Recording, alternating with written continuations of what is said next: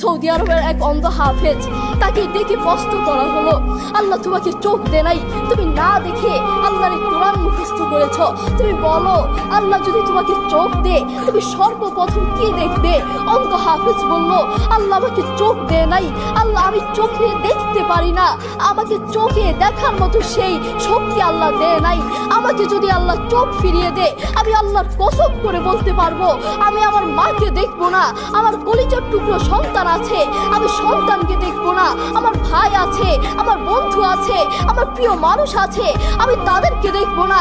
আমি দেখবো যেই কোরআন আমি না দেখে মুখস্থ করেছি সেই কোরআন দেখবো, সেই কোরআনের আয়াতগুলো কত সুন্দর তার দিকে তাকাবো। আল্লাহু আকবার। আমরা আমাদের কথা বলছি, আমাদের চোখ থাকতে আমাদের কোরআন পড়ার সময় হয় না। আপনি বলছেন আমি ব্যবসা করি, সময় পাই না, কোরআন পড়তে থেকে বলবো ব্যবসা করি, কোরআন পড়ার সময় পাই না, আমি দোকান করি, দোকানে অনেক কাজ থাকে, বিশ্বাস করুন আমি অনেক ব্যস্ত মানুষ, এজন্য কোরআন পড়ার টাইম পাই না, কোরআন পড়ার সময় পাই না। প্রিয় ভাই, আমি আপনাকে বলতে চাই, আপনাকে সময় কে দিয়েছে? আপনাকে সময় কে দিয়েছে? যেই আল্লাহ আপনাকে সময় দিয়েছে সে আল্লাহর জন্য আপনি কোরআন পড়তে পারেন না। আপনার চেনা ফরমান আসমানের নিচে জমির